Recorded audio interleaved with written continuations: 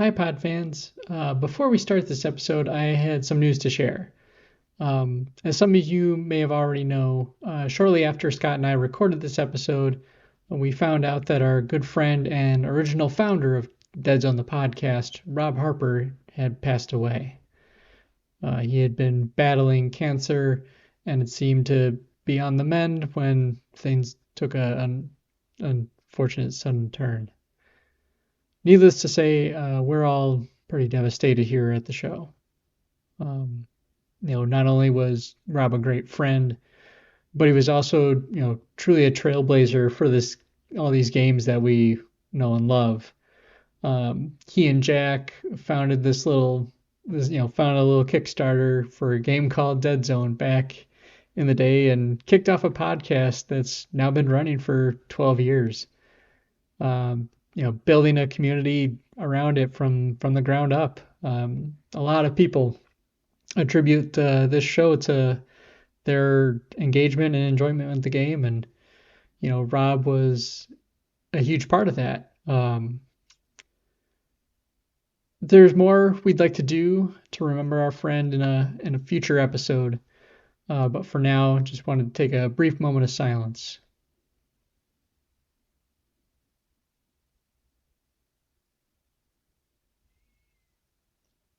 Thank you all for listening.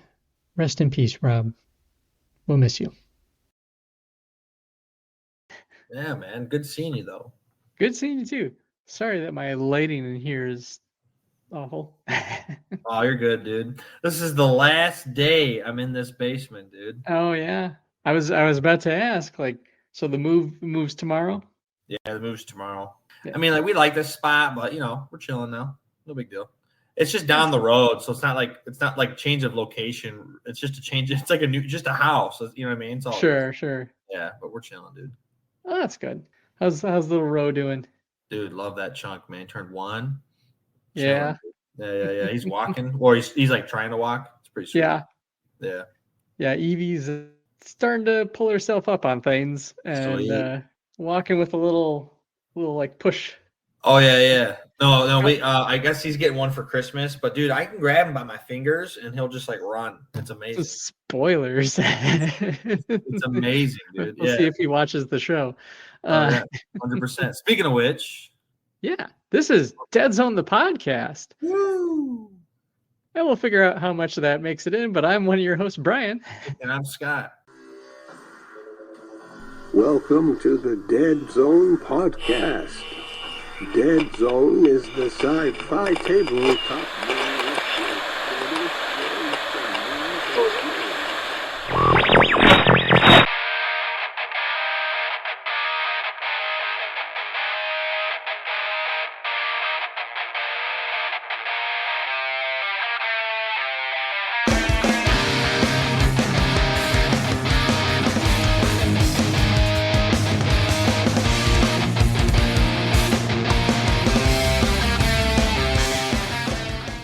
And if it wasn't obvious, we have a lot of life things going on right now, as always it seems these days. Oh yeah. 2025 has just been a year, a good year, but a year. Indeed. And yeah, it's as we said at the top of the show, it's great seeing you again, Scott. It has been a minute.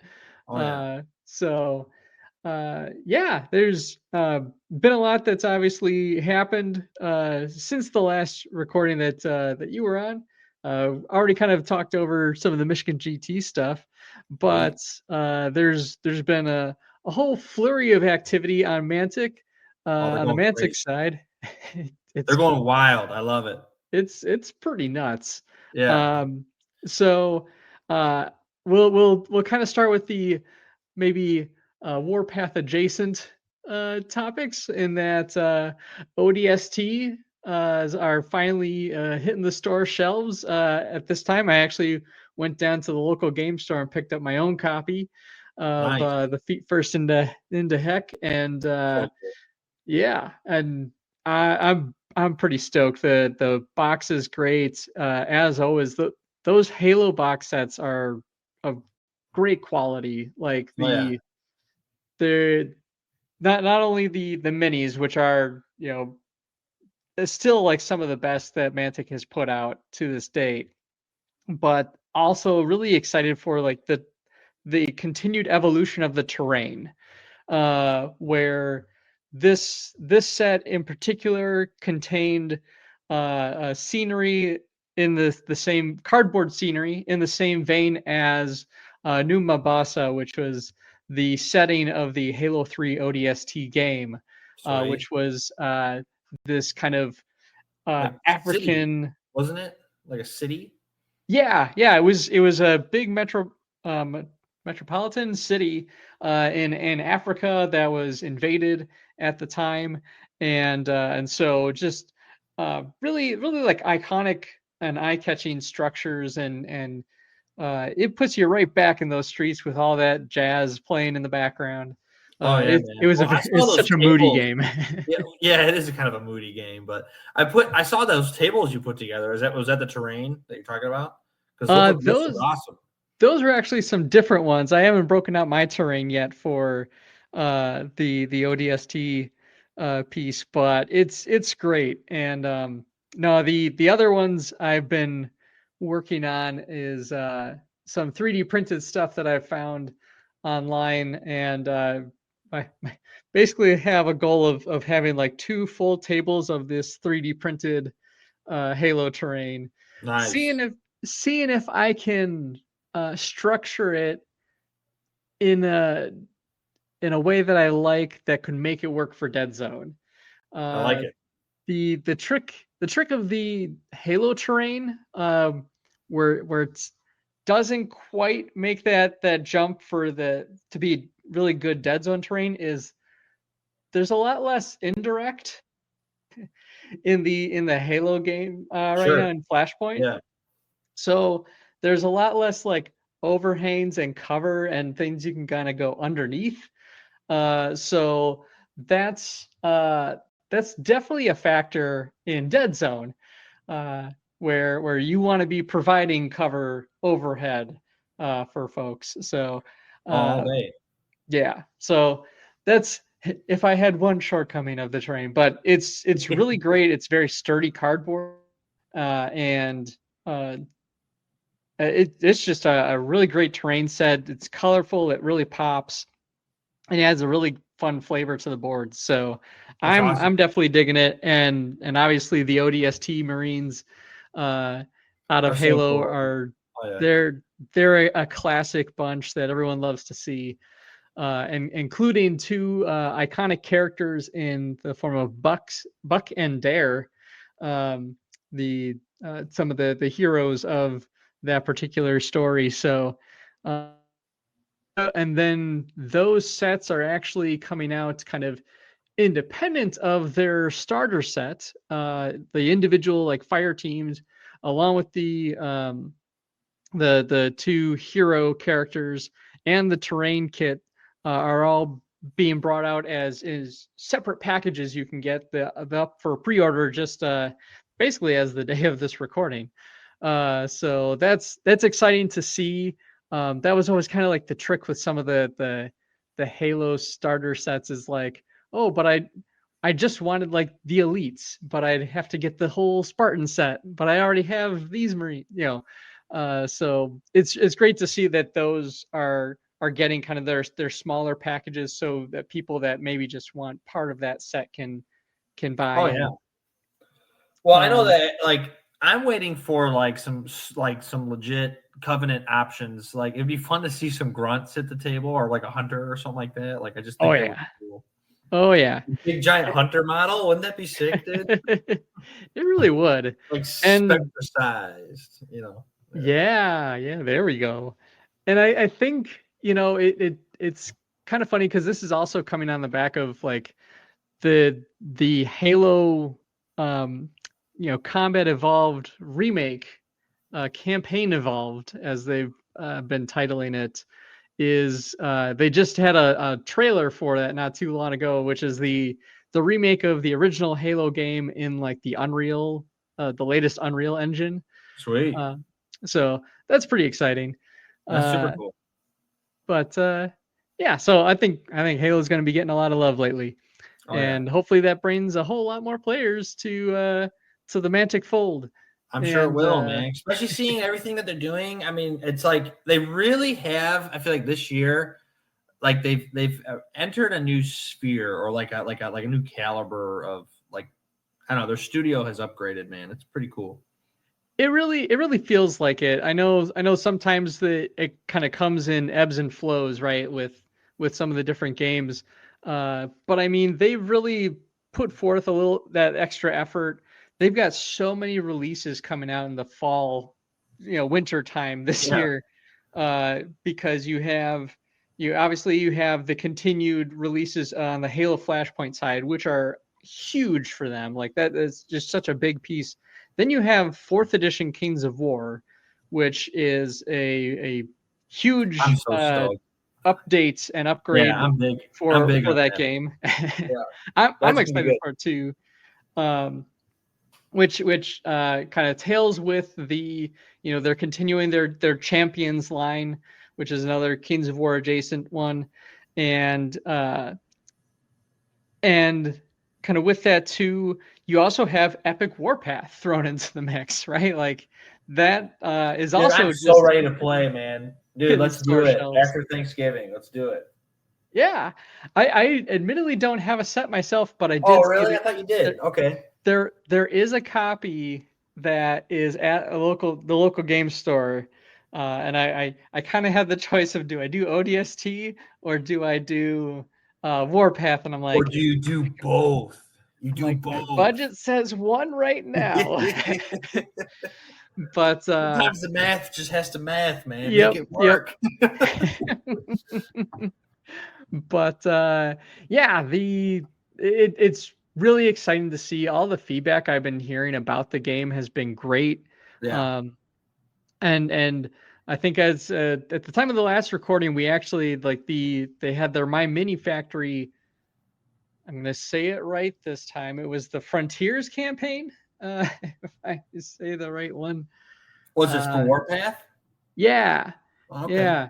Of course it logged me out of My Mini Factory, so now I gotta log back in. Ooh. Yes, it's so lame having to log into all these things. Those security protocols, man, always creeping up on us, dude. Mm-hmm. But yeah. So it was the Frontiers campaign for Epic Warpath, the Battle of Frovox. Sweet. And so one thing that was interesting about that particular campaign is the STLs that they made available were actually a lot of the core units, which people that were backing it and can get the starter sets, like those are actually the hard plastic units.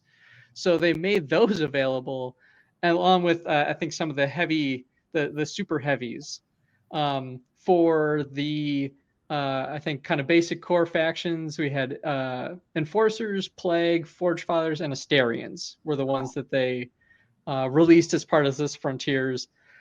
Have reason to believe that they're probably going to do the next round of factions in a similar way. Just print away, just make a ton of them. They according to this, there was 340 people bought into it. And apologize to listeners that are hearing this at the time that it airs, because there is 21 hours left at the time of this recording. So it's going to be done by the time you guys hear this. But they had 340 people sign up for it. There's $33,000 dollars. So nice. Needless to say, it's definitely a great way for them to make some bank. And I really give them a lot of kudos. In they're really kind of championing and pioneering this hybrid release model where they have very cool. They have a lot of great hard plastic and resin in-house capacity, but they're also as Ronnie said, we're gonna go to where the gamers are. We are going to present them with the opportunity to play our games with our stuff as much as we can. And smart move. Smart move. it's very great to see. pro-consumer move, you know, pretty legit. Absolutely. I forget which one. I think he was saying it might have been Cleric. Ronnie was always saying he's always playing with 3D printed models. It's like, so Hey, he's no got to shame, man. make sure That's he's cool. 3D printing our stuff. Yeah. So I think it's a trend we're going to continue to see. And you know, for those that want to do the 3D printing of the core units for Warpath, I think this is a great option. But I will say, like, Mantic's hard plastics are really solid. Like, Yeah, they're really good. they've only gotten better since I've joined the Mantic world. Like, I've seen them get better over time, and not even a short amount of time. Like, I feel like they invested at least millions of dollars into these things. Like, they're really good. I'm pretty sure they have.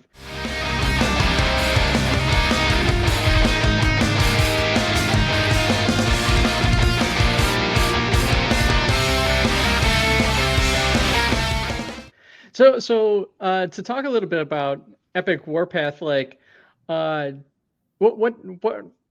obviously you kind of bought into it at the Kickstarter level when I held back at the time. I'm mostly considering space, guys. We just had to get a storage unit for stuff. Oh, really? Oh, man. Oh, oof. But yeah, so do you want to talk a little bit about like what you got from that? Yeah. Kickstarter? So I was originally going to be getting Marauders and Asterians, I think. But when they asked for the pledge again, like, hey, choose what you want, I guess I bought one faction. So I chose Marauders because just to switch it up, I'm an Asterians player in every other game. So I was like, yeah, you know what? Orcs are cool. Let's do some orcs. So that showed up. I got like the whole orc set. It came in some like picked by goblins box, which threw my brother off because I asked him, hey, did my Warpath come? He goes, yeah. He's like, you got the book, but you got this like goblin box. I was like, what are you talking about? My brother's staying with us temporarily. So, you know what I was stressing out about though, man? So I was, you know, as we were saying at the beginning of the podcast, I was moving and I couldn't change the address. So I was like, oh, I hope it shows up. Yeah, Please. And it did. I was like, oh, great. Awesome. So I got the game. And just looking through the book, man, I am so impressed. It's like, it's so good. Like, I'm so geeked. And the minis, man, I don't know. I might have one on my phone. I've been showing everybody it. I'm like, this is so legit. Okay, I don't have the picture, but like just the little rainmakers are so legit to me. They're like half the size of my thumbnail, man. They're so small. They're so legit. And I don't know, man. I feel like 10 mil is becoming more popular just in the hobby, just not Mantic, just in general. People like that because you can do bigger games, you know. And plus, I've always kind of liked 10 mil. I've got a bunch of 10 mil like pewter models just sitting around. Yeah, I feel like that's a good, cool like Mantic, a good way to shake it up a bit on their end. Pretty cool stuff. No, yeah, absolutely. You're definitely seeing a lot more, and you're absolutely right. Like it's the even smaller scale. I think now that the fidelity that model makers are able to get for that scale, combined with like people's love of just ginormous battles, right? Like harkens back to like the inception of miniature gaming with like the Polianic wars and stuff like Epic that. Waterloo battle. That's like that's what I think of, you know. Yeah. So it's really fascinating to see the you know the as the tide turns as it does in tabletop gaming. Like it's really neat to see Mantic really at the forefront of this and pushing the boundaries of both great games and great miniatures. So it's really cool. And I was talking to a friend of the show, Community Pat, who used to run the Pathfinder program. Really great guy. I do record another podcast called Mobile Armor Radio with him, and one of the former hosts of the show, Rob.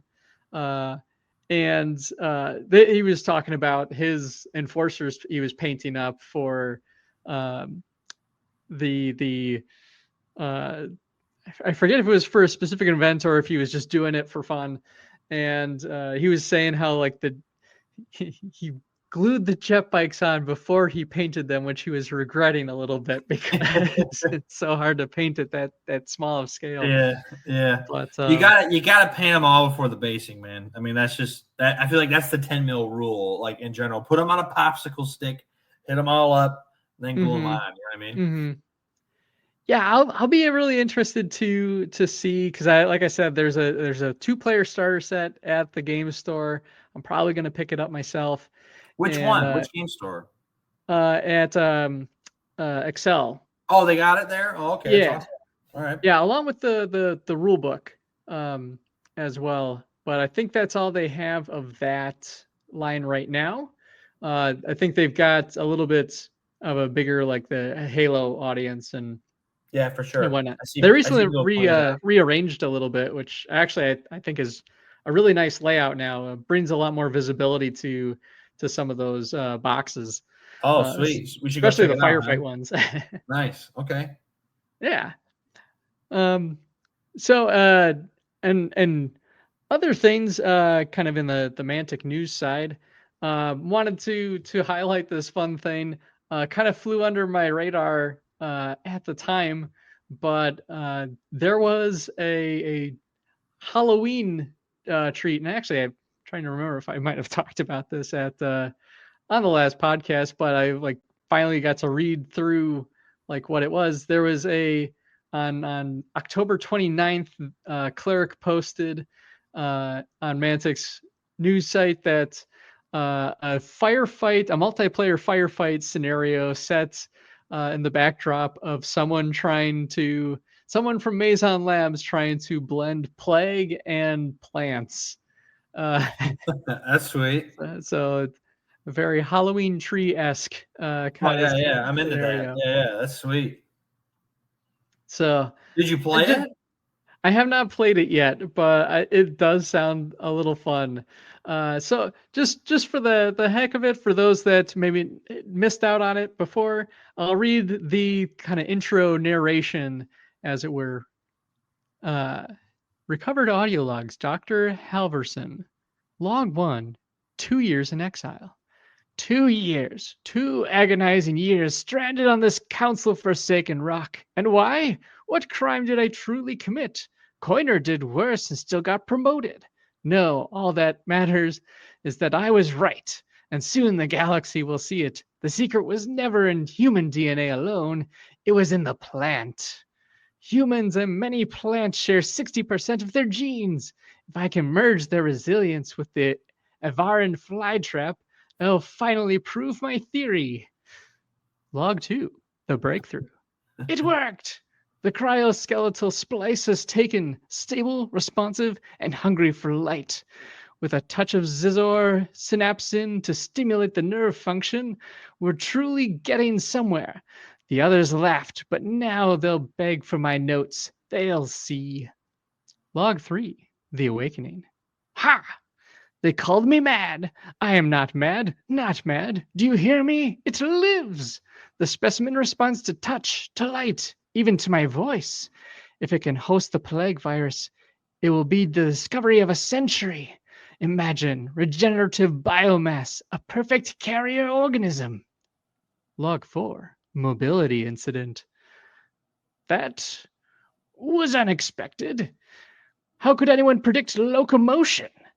The plant outbrooted itself and moved halfway across the lab. Still, the work continues. I never liked those lab technicians anyway, and the containment glass was thick enough. Log 5, aberration. By all the stars, it's magnificent. A writhing, pulsing fusion of fury and flora. A living weapon. I should destroy it, but I can't. It's beautiful. It sees me now. It knows me. Log 6, final transmission. This may have been a slight miscalculation. Containment troopers are gone. The purge teams are being digested, slowly. The vines are everywhere, whispering my name through the vents. The air tastes like chlorophyll and fear. Yes, it's time to vacate the lab. time to transmission ends. It's kind of like some like Mary Shelley's Frankenstein in space going on there, dude. A little bit, little Resident Evil. Totally. It's a fun time. Dude, you make a pretty good Maison Lab doctor, dude. I do have the glasses for it, and probably a pair of goggles somewhere. And the madness. And the madness. Yeah. Healthy dollop of madness. So definitely fun, check man. that I out. like this. Yeah, it's a 4-player firefight match with a kind of like core what's it called? The Plague of Varan should be represented as an appropriate model with the following profile: a support 2d4 speed, shoots on 7s, assaults on 5s, armor 7, HP not applicable, nerve 5, height 4, 80 millimeter base, bulky, resilient 1, terrifying. Just some big giant plant. It's it has a sap spew, range 9, 4D, AP2. It burns toxic, virulent, and then its melee option is jaws and tendrils, assault, 8 dice, AP3, anti-tank, virulent. The plague vector, this is virulent rule, for the Avaran tree beast, is incredibly infectious and produces rapid transformation in those it affects. Every model removed by the attack with the virulent keyword, the controlling player must immediately place a stage 3Z zombie model and the new non-player unit within 3 inches of the damage unit. There's already one or more stage 3 within 3 inches of the damage unit. The additional model should instead be added to the existing unit. These new stage 3Zs will act after all other players' activations and are never broken. So there is basically zombies. Yeah, there's a whole rule about fighting this thing, and they have a model in the vault that they are kind of suggesting to use for it, which I'm trying to think what it was called. I remember seeing it before, but I forget what its name was. I'll find it later. Big plant. They have one ready to roll? Or yeah, like a nameless thing. They've got like a monster plant thing in the. I think it was part of like the terrain crate set. I may be misspeaking there, but there's a lot of stuff on the vault, guys. Like, yeah, it's kind of an overwhelming amount of stuff, actually. There's an overwhelming amount of stuff in the vault. I'm like, I don't know where to start. Yeah. I'm trying to see if I go to packs, are some of these screenshots maybe help narrow it down? Maybe not. Yeah, there's all sorts of great stuff in the vault, guys. Definitely go check it out there. Well, we got to figure out when to do that Halloween themed. Yeah. I feel like we got to wait a year though. We'll see. Should be a fun time either way. But yeah, so that's a fun little treat that Mantic put out. I will say I have really liked them embracing some of these more, like, for lack of a better word, like the narrative driven scenarios and the ones that are a little bit more not, I won't say like off balanced, but the ones that are not traditional mirror matches, right? Like it's not there's a word and it's escaping my brain. But effectively like that it's not a tournament style scenario, right? Like it's not meant to be balanced, or it's supposed to evoke like a more unique kind of challenge. And with that latest update that they did for both Firefight and Deadzone, like they introduced some really neat scenarios that I think everyone should go check out and try some of them, especially if you're looking to spice up your game night, as far as like if you're always playing.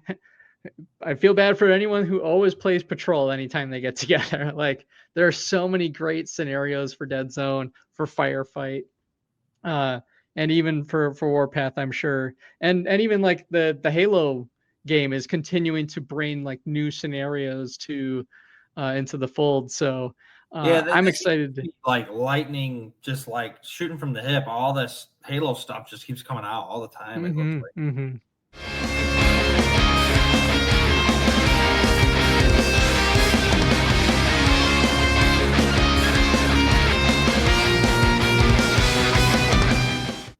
So yeah, and then it makes me remember when on the podcast here we actually did like our own little campaign scenario missions and stuff, and yeah, maybe we'll have to revitalize that again sometime and create some new scenarios for the community. It's always a neat thing. We should probably do it. That'd be sweet. Should do it for Firefight this time, since we've done a Dead Zone one already. Yeah, Firefight scenarios are sweet. Mm-hmm. But yeah, other things that I had on here. So I think actually it's probably just a right time to dive into our hobby table. Sweet. And as always, the hobby table portion of the show is brought to you by Corvus Games Terrain. You can doing some excellent 3D models, a bunch of which are cubed up for Dead Zone in particular. And as part of this announcement, the Corvus Games Terrain does have a Kickstarter out right now. At the time of this recording, 18 days to go, so you should have a couple days left by the time this airs. It's the Edo Kanto 3D printed cyberpunk sci-fi wargaming terrain. So the Edo Kanto set is more of a Japanese, like a sci-fi cyberpunk Japanese themed. Neo Tokyo. Yeah, and I gotta say that the screenshots of it are really fantastic. Really, lots of pinks and neon blues and teals and stuff with yellows to pop. Guy's really great at painting these things up.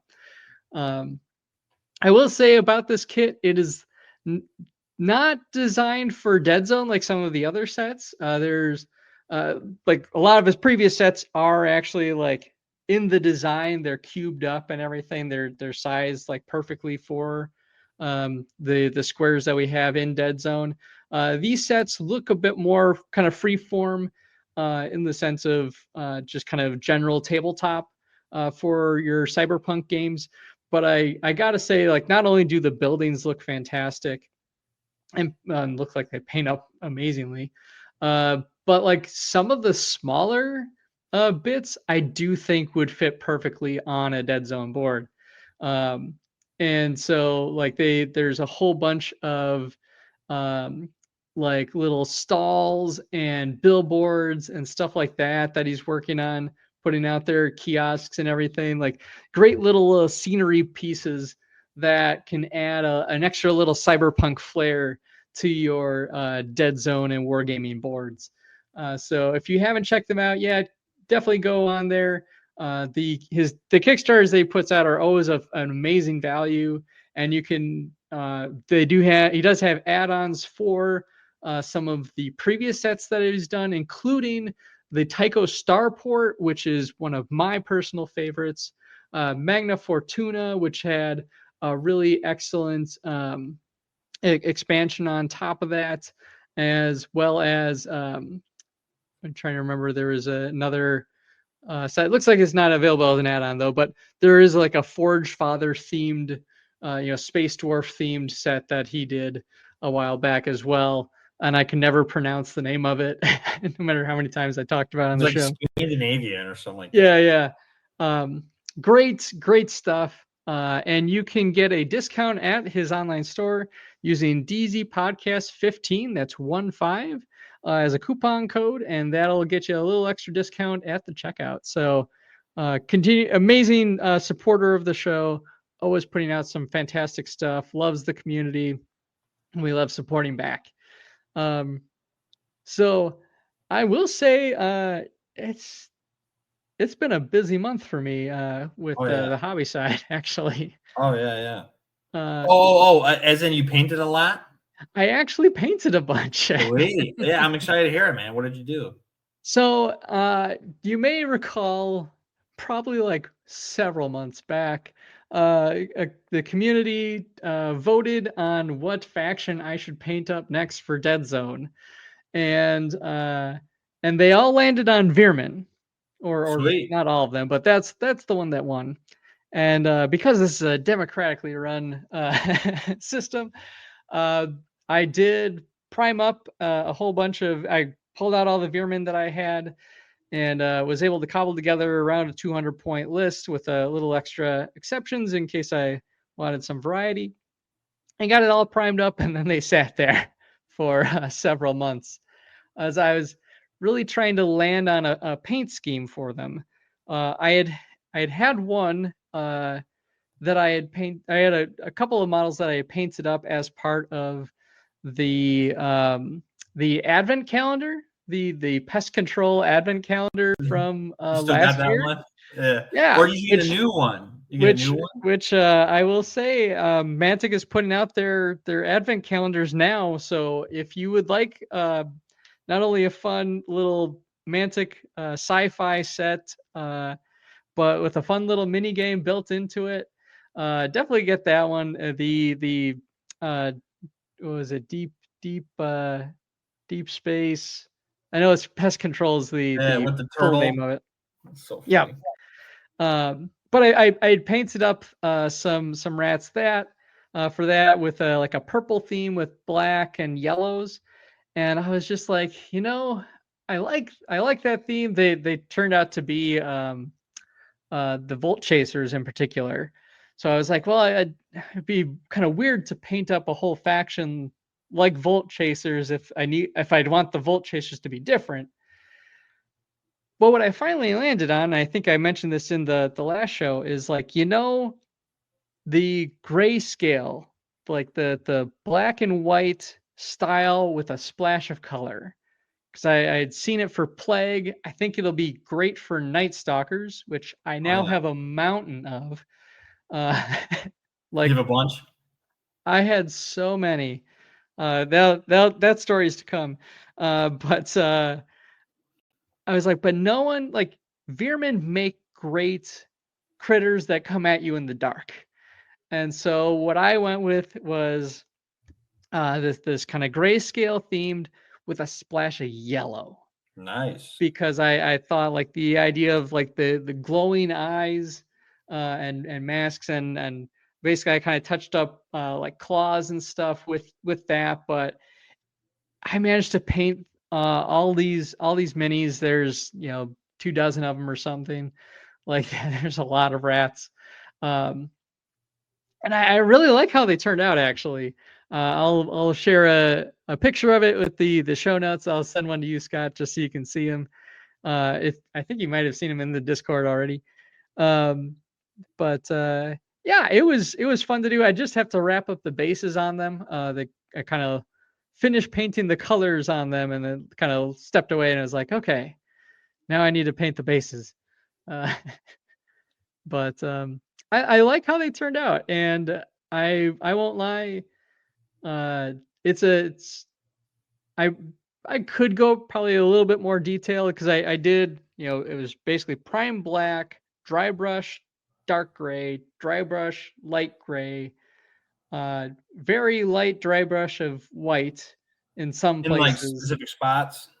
Yeah, and then yellow on kind of key pieces of the models, and then probably just a little touch up on some of the grays and everything to make them a little bit more defined than just a dry brush. But I think they turned out really nice, actually. That's awesome. And yeah, so makes it really feel like tunnel crawlers, tunnel runners, like in the dark, that's cool.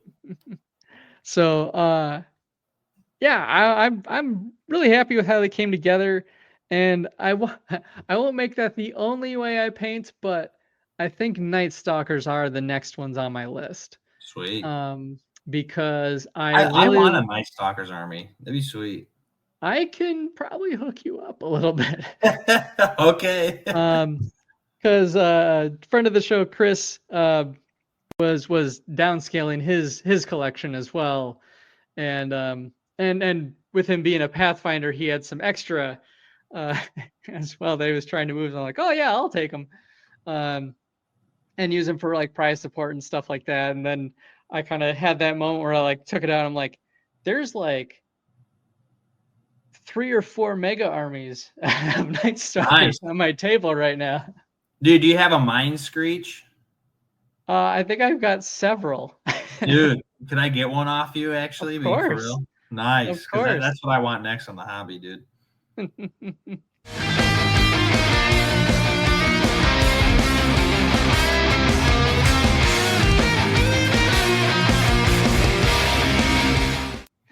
But yeah, I've got a whole mess of them available, and like I said, I actually I was in that original kind of skeptic camp of like, oh, Night Stalkers, like this fantasy faction coming over to the sci-fi, it feels weird. I really come around to them in the setting. Man. I think they're a really fantastic like antagonistic faction to have in the mix. It's super cool, man. The models look really fantastic. I think they probably almost work a little better on a Deadzone. I thought the same thing too. Yeah, they work better. Yeah, instead of restricted to like the square movement trays. Yeah, the Reapers for Kings of War, they don't work for King. Like they're too big. I'm like, but on a circular base, I'm like, yeah, that kind of works. Like that's good. Yeah, that's sweet. So, if you like a little like Eldritch horror meets like Dead Space. Yeah.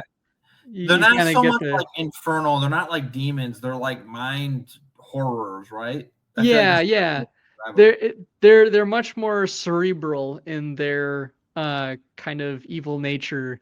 In case you've missed us talking about it before, like the lore of Night Stalkers is that they kind of play by Freddy Krueger rules. So like if you know of them, they like have an anchor into the material plane. And like they are drawn to fear, and especially like the more you're afraid of them, the stronger the bond they will have with you, and be able to come after you. So the question remains then: how did they first get into that? That actually is known if you participated in the summer campaign of, I guess it was just last year. It's so long ago. I was. Yeah, it was that the Maison Labs, someone was trying to invent a teleportation device, and they found that could go from one place to another. And much like Doom rules, you tear open a fabric in reality to teleport somewhere, and oh no, something else came through from the other side. Yeah, that's pretty sweet. So they're these kind of like other dimension creatures that pull themselves into this reality, and can just do some wicked things on the battlefield too. Like they are mean to fight. I got soundly trounced my first foray against them using my Rebs. Now I'll tell you what, in Deadzone they're like, I'm sure they're still amazing. Like they're awesome. Oh yeah. I actually have a Deadzone like box I'm supposed to put together for them. Which is why I need the Mind Screech, just saying. Gotcha. Yeah, I think I have at least 2, probably at least 4. Well, dude, maybe I know we'll make the plans here, and if our fans can find us, they can talk to us. But maybe Black Friday, man, I'm probably gonna head out that way. Maybe I can pick one up if you're cool. Yeah, absolutely. Yeah, we can say hey, you know what I mean? Mm-hmm. It'd be good to at least catch up, if not get a game in. Oh yeah, for sure. So for sure. But yeah, trying to think of, as kind of mentioned otherwise at the top, I've been printing off a whole mess of that Halo terrain I kind of mentioned before. Very nice. And I feel like I've just about got the amount I would want for a full table. Nice. It's a set that's modular, which means that you think, oh, I'll just print off a little bit of everything, and then when it comes to actually like assembling, it's like, well, now this doesn't make sense as a table because I only have one of everything, and I actually need multiple of this piece and this piece and that piece. Great set though. And I think I had mentioned I had tinkered in some 3D land and modified some of the files to make like stairs as well as like these ramps and stuff. So you know how to use Blender then? It's been a minute for Blender, but I've been using Tinkercad, which is really simple one that I basically I know that the techniques and how to do stuff. Know enough to be dangerous, but not enough to don't have the ambition to make things really of my own yet. Yeah, Tinkercad is surprisingly powerful. It's like really good tool. I've used it for a lot of the Deadzone the Podcast trinkets that you can get online, including those Bluff tokens for firefights. So. Yeah, I think I got those. Yeah. But yeah, that's kind of been the main thrust of my hobby time. Those last couple days of spray painting before the winter really sets in. I think I might have just gotten what I needed painted, but I'm sure there's other stuff that I'll kind of sit down in the winter and be like, man, I wish I had already primed this stuff. Anything in your hobby table, or is it pretty much packed up and getting ready to move? I got one project done before having to pack up. So I finished some Hero Forge models for a friend. So after that, I had to pack up. And man, I've been so bored. When everything that you like is in a box, man, there's like nothing to do. You know, you're like, it's tough.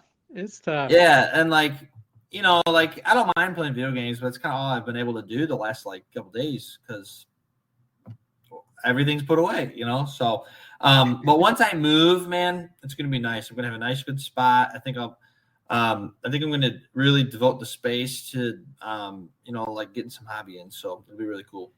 Do you think do you have room at your new place to do like indoor gaming, or you find yourself going out more?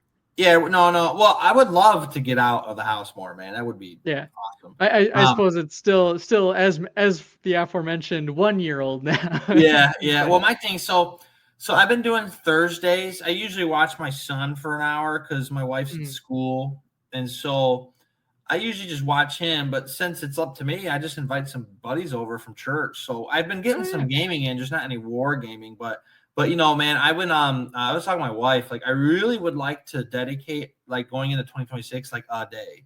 And like a day in the middle of the week, because that's just easier. Like because weekends I like to, you know, do other stuff. But like I love the idea of like a Monday night war game. Like we all go to Excel or something like that, and then we game. You know what I mean? Like that would be sweet. Yeah. I think that would be really good.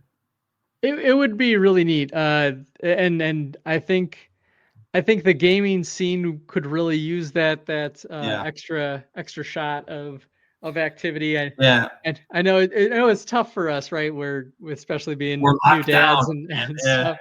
So a little trickier to get out on a more regular basis, but for those that are hoping to expand their community and stuff like that, it's a topic that comes up a lot, and the best way to do it is just that consistent presence at a game store goes a really long way. Oh yeah, totally. And so I'm gonna see if we can make something like that happen. I really like that idea too. Yeah. Well, my thing is I'm really tight with Upkeep.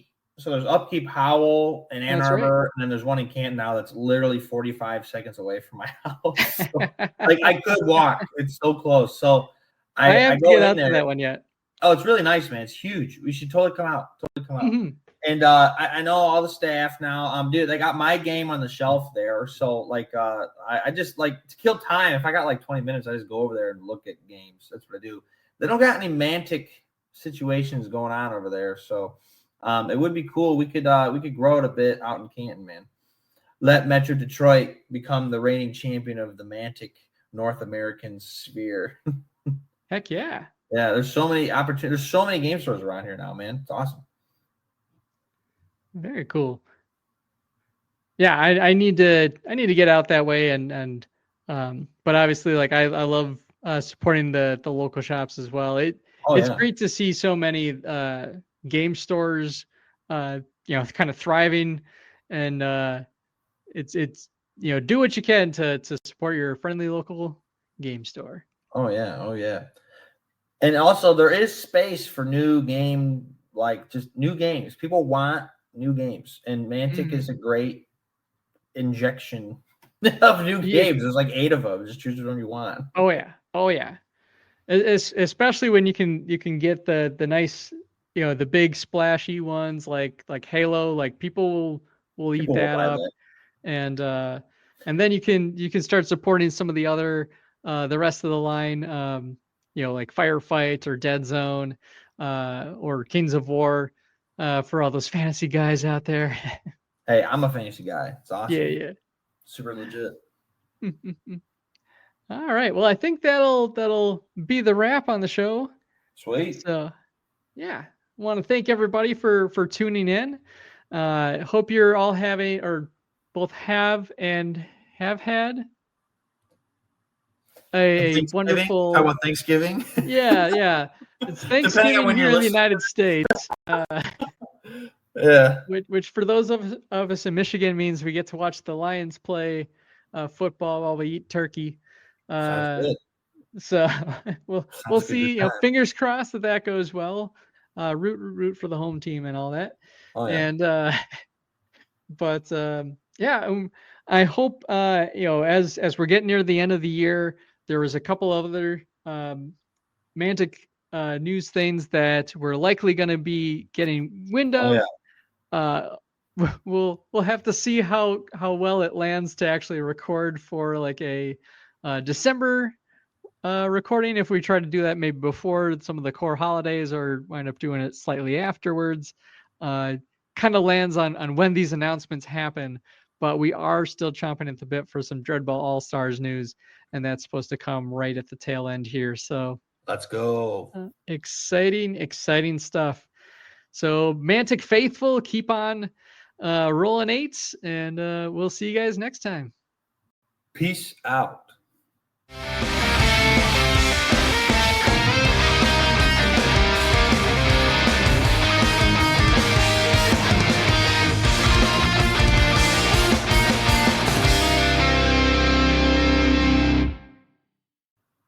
But yeah, Black Friday sales are fantastic for wargaming. Oh yeah, no, it's a good time, dude. You know what we could do, depending on what. So this is the plan. So I'm moving this weekend, and then I'm not working a full week next week. So Friday, I was planning on getting some furniture at IKEA, but then I feel like I got to take advantage of the RIW situation. So maybe as a way to say hello, maybe I could pick you up. We can go to RIW if you want. Yeah, that could be a fun time. That could be sweet. Yeah, just depending on time, right? Yeah, I will make sure to run it by the wife. Make sure she's cool with it. Yeah. But just to hang out. Probably won't have time for a game in that respect, but that's okay. No, for sure. Like let's just go kill an hour because the line's gonna take forever, and like go shop and then come back. Yeah, that sounds fun. Yeah, man. We could put it on the write it in your notes, and then if it works out, I'll remind you, and no hard feelings if it doesn't work out. Yeah, no, it'll be funny because this episode will technically air, I think, on Black Friday. Oh, really? Sweet. Yeah, I like the that. 28th, or I guess that might be the day after, but that's okay.